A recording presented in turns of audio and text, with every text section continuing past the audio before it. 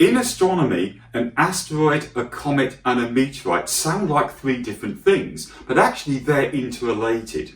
Let's start with asteroids. Asteroids are small rocky bodies, much smaller than planets, orbiting the sun, just as the planets do.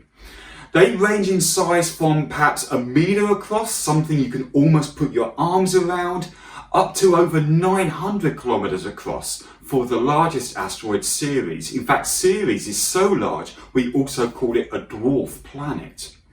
Now, an interesting thing about asteroids is that they're primarily composed of rock, but it's not solid rock for most of those asteroids. Any asteroid that's about 10 kilometres across or smaller, we actually think are rubble piles, i.e. they're kind of conglomerations of smaller bits of asteroid, all stuck together by self-gravity and weak binding forces, what we actually quite often call sticking forces in physics.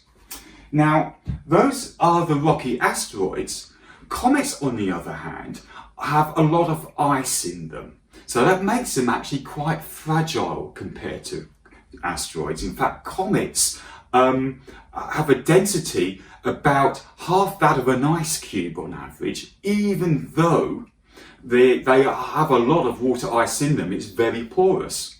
Now, the difference between an asteroid and a comet when you look at it through a telescope depends on where you see it. If you're looking at a comet when it's near the sun's heat vaporizes the ices on the surface, producing an atmosphere, and the tails of a comet from the expelled gases, plus any small bits of rock or dirt that was also once in that surface of the comet.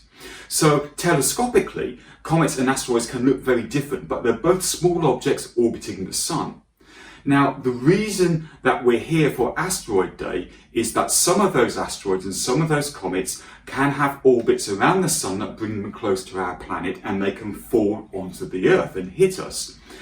If a piece of asteroid or comet makes it through our atmosphere and lands on the ground, we call that remnant, that small piece that survived, a meteorite. And in fact, this rock that I was using a little earlier is indeed a meteorite. It's a piece of asteroid that made it through the Earth's atmosphere, in this particular case a few hundred years ago, to be found lying on the ground. The interesting thing is that the vast majority of meteorites that we have found on Earth come from asteroids. Some rare examples come from the Moon and even the planet Mars, but we have never found a meteorite that definitely came from a comet, and that may be because they're very fragile. But we would love to do so because we know when we study meteorites from asteroids that they allow us scientifically to decipher the history and the evolution of our solar system when we put it together with studies by telescopes. So those are the differences between meteorites, their parent asteroids, and the icy comets.